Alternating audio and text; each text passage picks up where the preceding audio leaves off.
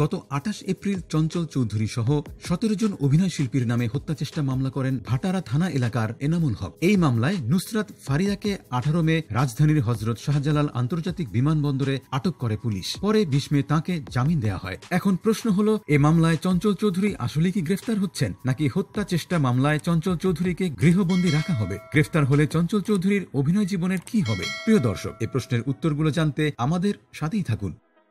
তার আগে চঞ্চল চৌধুরীর ভক্তদের জন্য সুখবর হলো, আগামী ঈদকে কেন্দ্র করে নির্মিতব্য দম সিনেমায় দেখা যাবে চঞ্চল চৌধুরীকে। এই সিনেমায় প্রথমবার একসঙ্গে অভিনয় করছেন আফরান নিশো ও চঞ্চল চৌধুরী। সত্য ঘটনা অবলম্বনে গড়ে ওঠা দম এর গল্প নিয়ে পরিচালক রনি বলেন, দম একজন সাধারণ মানুষের জ্বলে ওঠার গল্প। সিনেমাটি বিষয়ে চঞ্চল চৌধুরী বলেন, দম এর গল্প অসাধারণ ও চ্যালেঞ্জিং, দর্শকরাও চমকে যাবেন। গত ঈদুল আজহায় মুক্তি পায় চঞ্চল চৌধুরী অভিনীত সিনেমা উৎসব। পরিবার কেন্দ্রিক সিনেমাটি দর্শকদের কাছে ব্যাপক প্রশংসা পেয়েছে। এর আগে শাকিব খানের সিনেমা তুফান এ চঞ্চল চৌধুরী অভিনয় করেছেন, যা দর্শকদের মধ্যে বেশ আগ্রহ তৈরি করেছিল।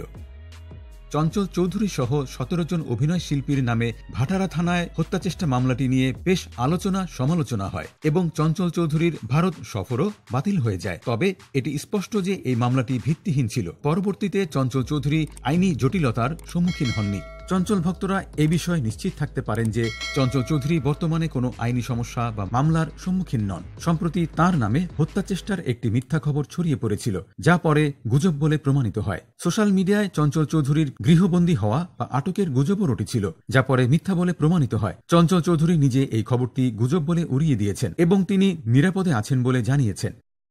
বর্তমানে চঞ্চল চৌধুরী স্বাভাবিক জীবনে ফিরে এসেছেন এবং নিয়মিত অভিনয় ও অন্যান্য কার্যক্রমে অংশগ্রহণ করছেন।